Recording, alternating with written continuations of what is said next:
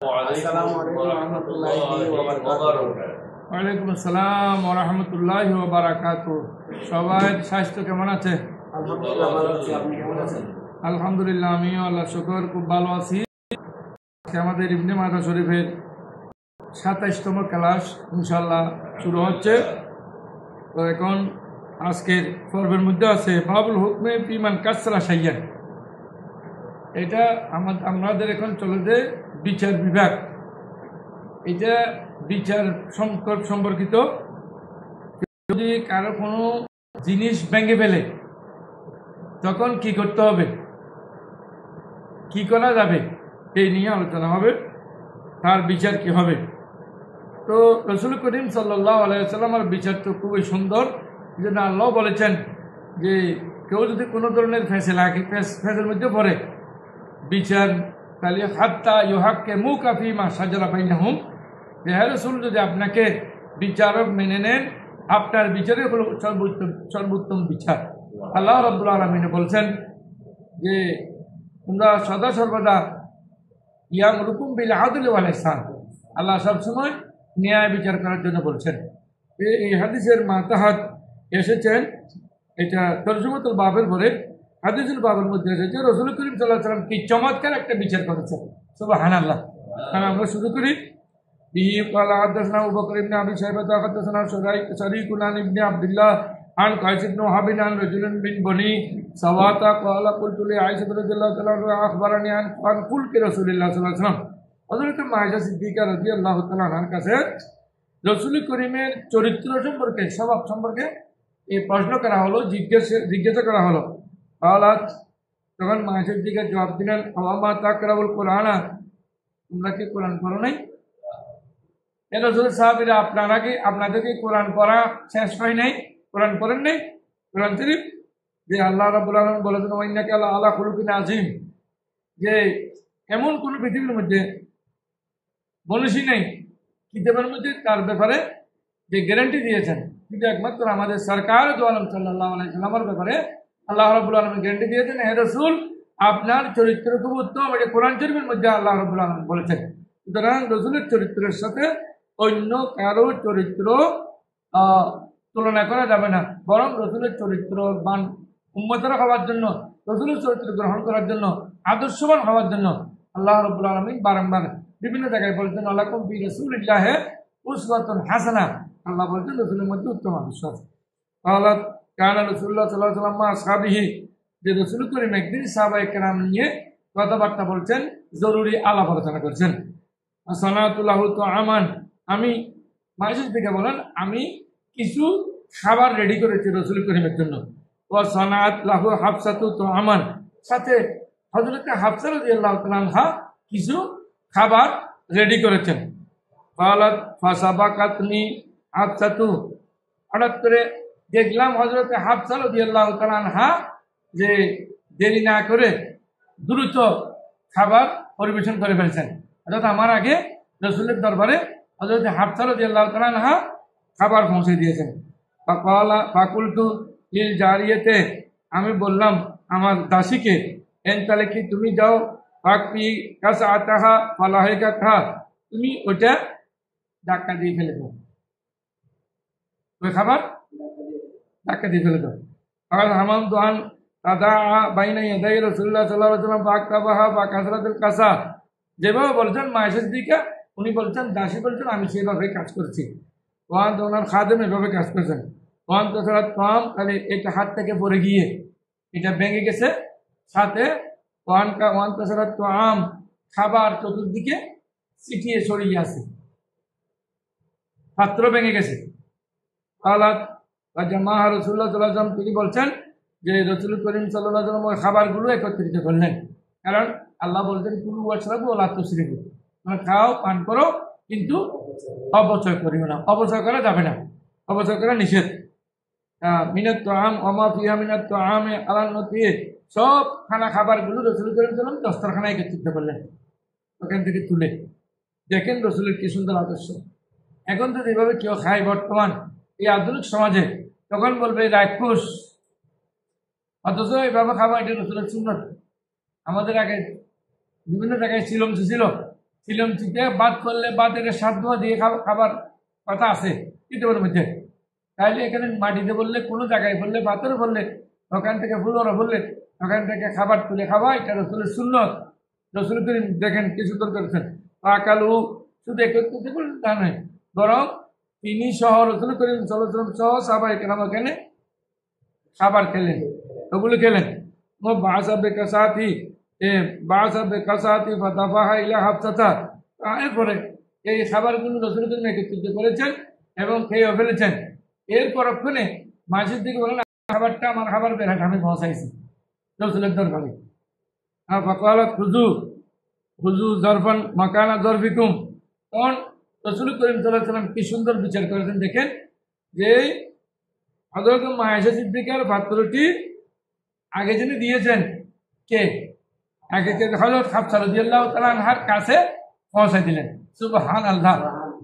দেখছেন যে হযরত হাফসা যেহেতু আয়েশা সিদ্দিকার খাদেমা ভেঙে ফেলছেন, সুতরাং এটা মা হাফসাকে দিয়ে দিলেন। কি মা হাফসাকে দিয়ে দিলেন পাত্রটি। ওয়াকুলু মা ফিহা ওয়াকুলু মা ফিহা, যা সেগুলো খাও। ক্বালাত ফামা রাআইতু যালিকা বিওয়াজহি রাসূলুল্লাহ সাল্লাল্লাহু আলাইহি ওয়াসাল্লাম, যে বলছেন রসুল করিম এগুলো নিয়ে যাও, মা হাফসার আদেমাকে বললেন এগুলো নিয়ে যাও, নিয়ে গিয়ে তোমরা খাও, আমরা আগেরটা খেয়েছি। হযরত আয়েশা সিদ্দিকারটা দিয়ে দিয়েছেন হযরত মা হাফসাকে। দেখছেন তাহলে যে যারটা ভাঙে, এমনি কোরআন শরীফে তো আছে আলাইনু বিল আইনে ওয়ালানফু বিল আনফে, চোখের বদলে চোখ, আপনার কানের বদলে কান, শরীরের বদলে শরীর হত্যা করতে হবে বা কাটতে হবে। এইভাবে যেহেতু ওনার পাত্রটা ভেঙে ফেলছেন, মা হাফসা রাদিয়াল্লাহু তাআলা আনহার এটা ভেঙে ফেলছেন, এটা মা আয়েশা সিদ্দিকার পক্ষ থেকে যখন ভেঙে ফেলছেন, এটা মা হাফসাকে দিয়ে দিয়েছে। রসুলের কি সুন্দর চমৎকার বিচার, সুবহানাল্লাহ।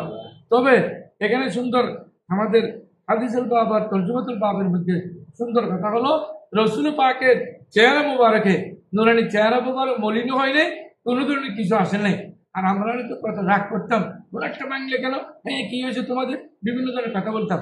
কিন্তু রসুল করিম সাল্লাল্লাহু আলাইহি ওয়াসাল্লাম নুরানি চেহারা মুবারকে কোনো ধরনের পরিবর্তন দেখা যায় নাই, রাগের কোনো ভাবও আসে নাই।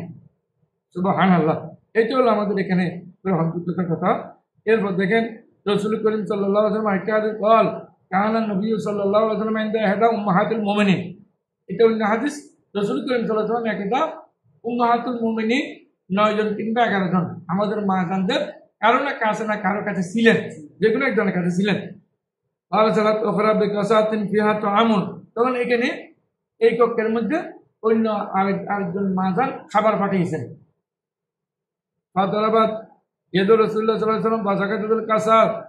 হঠাৎ করে ওইটা ভেঙে গেল, পান কাসরাত ভেঙে গেল। ফাখাযা রাসূলুল্লাহ সাল্লাল্লাহু আলাইহি ওয়াসাল্লাম আল কাসরাত, তাই না, বাংছে ঠিক আছে, 2 টুকরা হয়ে গেছে। তাহলে আমাদের এখানে হাঁসের পেয়ারা থাকলে, হাঁসের ফ্রিজ থাকলে অনেকটা ভেঙে যাবে। এটা বাংছে ঠিক আছে, 2 টুকরা হয়ে গেছে। রসুল করিম কি করলেন,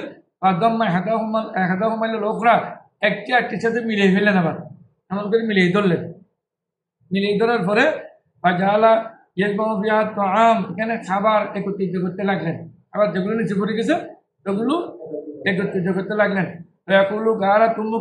রসুল করিম বলছেন যে তোমাদের মা জান এখন খুব ঈর্ষান্বিত হয়েছেন, খুব ঈর্ষান্বিত হয়েছেন। গারা তুম্মুকুম ফাকুলু ফাকালু, বলছেন রসুল করিম তোমরা খাও। হাত্তা জাআত বিকাসআতিহা আল্লাতী ফি বাইতিহা, যে রসুল করিম সাল্লাল্লাহু আলাইহি ওয়াসাল্লাম তখন করলেন এখান থেকে একটি পাত্র দিয়ে দিলেন। দাফা আল কাসাতা আসহিয়াতা ইলা রাসূল সাল্লাল্লাহু আলাইহি ওয়াসাল্লাম, যে বালা পাত্রটি মা জান যিনি পাঠিয়েছেন, আর এখানে যে মা জান আরেক মা জানের করে খাবার পাঠিয়েছেন, তো এটা ভেঙে গেছে, বালুটি তার কাছে পৌঁছায় দিয়েছেন, দিয়ে দিয়েছেন। ওয়াতারাকাল মাকসুরাতা ফি বাইতিল্লাতি কাসারতা, যে এখানে ভাঙেছেন সেখানে ভাঙাটা রেখে দিয়েছেন। সুবহানাল্লাহ, কি সুন্দর বিচার রসুল করিম। দেখেন বাবুর রজুলে ইয়াদাও খাসবাহু আলা জিদার জারিহি, এই বাবের মধ্যে এসেছে যে রাসূল করিম ইরশাদ করেছেন কেউ যদি কারো দেওয়ালের উপর লাকড়ি রাখতে চায় তাহলে লাকড়ি রাখতে পারবে, লাকড়ি রাখতে দিতে হবে। মানে কেউ যদি কারো অপ্রয়োজনীয় জিনিস ব্যবহার করতে চায় দিতে হবে, কারণ মুসলমান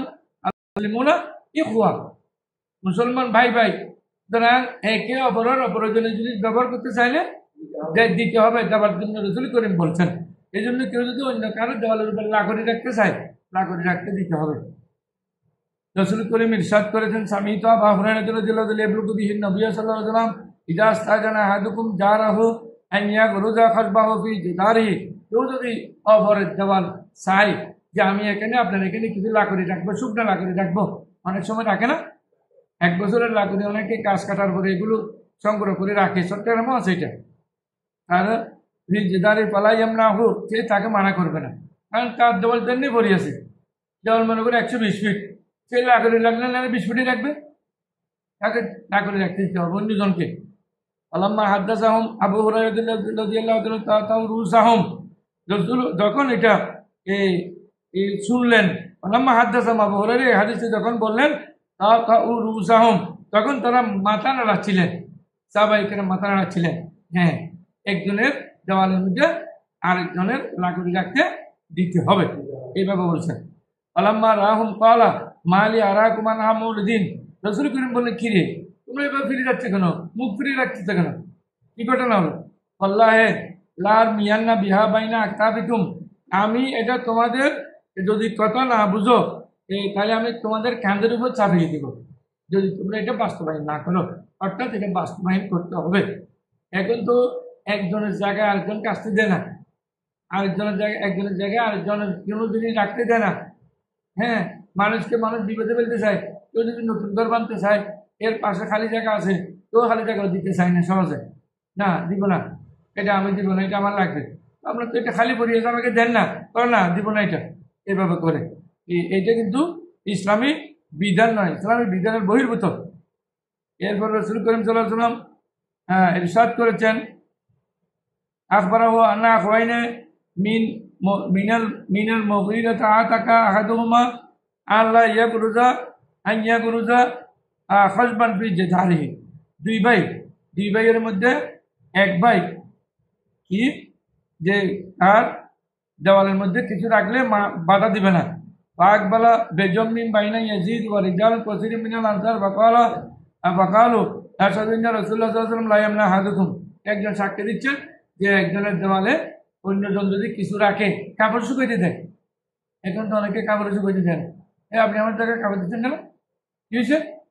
তো রাসূল করিম লাকড়ি রাখতে বলছেন যেখানে কাপড় শুকিয়ে দেখি, আমি যে কাপড় শুকিয়ে 2 ঘন্টা 4 ঘন্টা করে নিয়ে যাবো, এটাও দেয় না এখন, এইভাবে হয়ে গেছে। তাহলে ইসলামের বিধান না মানার জন্য আমরা এখন অনেকে উদ্গ্রীব। আইয়া গুরুজা হাজবা হবি জিদারিহি, হ্যাঁ, যে দেওয়ালের মধ্যে লাকড়ি রাখতে চাইলে দিতে হবে। ইয়া আখি ইন্নাকা মকজান লাকা আলাইয়া, তখন তিনি বললেন যে এই মাসালা তো ফয়সালা করা, রাসূল করিম ফয়সালা করে দিয়েছেন, আপনার দেওয়ালে এখন লাকড়ি রাখতে দিচ্ছেন না কেন? হ্যাঁ, দেওয়ালে লাকড়ি দিচ্ছেন না কেন? যে মাসালা তো ফয়সালা করা আছে, যেখানে রাসূল করিম ফয়সালা করে দিয়েছেন এখানে আমার বলার কিছু নাই, তবে আপনি রাখতে দিচ্ছেন কেন?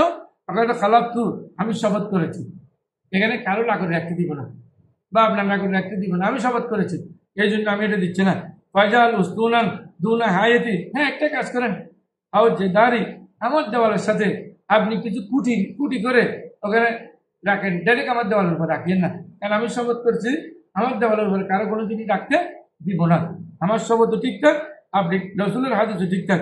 ফয়জাল আলাইহি খাসবাকা, একটু কুটি গেলে ওখানে আপনি রাখেন। যে তারপর রাসূল করিম সাল্লাল্লাহু আলাইহি ওয়াসাল্লাম ইরশাদ করেছেন, নবী সাল্লাল্লাহু আলাইহি ওয়াসাল্লাম লা ইয়ামনা আহাদুকুম জারা ওয়া ইয়াকুরু খাসবাহু আলা জিদারিহি, তাহলে এভাবে কেউ করবে না। এরপর আছে ইজা তাসাজারু ফি কদরের তরিকে, রাস্তা নিয়ে যদি গন্ডগোল হয়, কেউ কাকে হাঁটতে না দেয়, সরকারের দ্বারা কি সুন্দর বিজ্ঞানসম্মত যে 7 ফিট রাস্তা দিতে হবে, 6 ফিট। রাসূল করিম সাল্লাল্লাহু আলাইহি ওয়াসাল্লাম ইরশাদ করেছেন, আর আবু হুরায়রা রাদিয়াল্লাহু আনহু قال রাসূলুল্লাহ সাল্লাল্লাহু আলাইহি ওয়াসাল্লাম ইজাল তরিকে 7 আযরিন, 7 ফিট, সরি 7 গজ বা 7 হাত, 7 ফিট নয়, 7 হাত, আযরিন মানে হাত, 7 হাত অথবা 7 গজ বলছেন রাসূল করিম। রাস্তা বড় করে দিব, এখান থেকে হাঁটিয়ে যাবে, বিভিন্ন মালপত্র নিতে হবে রোড দিয়ে, এই জন্য রোড সাথে দিতে হবে। রাসূল করিম সাল্লাল্লাহু আলাইহি ওয়াসাল্লাম ইরশাদ করেছেন, ইজা ইখতালাফতুম ফিত তরিকে ফাজালু সাবাত আজরুন, যদি কেউ এই রাস্তা নিয়ে যদি গন্ডগোল হয়, ফ্যাঁস লাগে, তখন সেখানে 7 হাত জায়গা দিতে হবে, রাস্তার জায়গা হবে 7 হাত। বাবু মান বানাফি হাকি মাইদুল বেজানি। যাক, আল্লাহ রাব্বুল আলামিন আমাদেরকে রাসূল করিম সাল্লাল্লাহু আলাইহি ওয়াসাল্লামের এই বিধানগুলো মেনে চলার জন্য এবং ইসলামী সুন্দর বিধানগুলো মেনে চলার জন্য আল্লাহ আমাদেরকে তৌফিক দান করুক, আমিন। ওয়া আখিরু দাওয়ানা আলহামদুলিল্লাহি রাব্বিল আলামিন। আসসালামু আলাইকুম ওয়া রাহমাতুল্লাহ। আসসালামু আলাইকুম ওয়া রাহমাতুল্লাহ।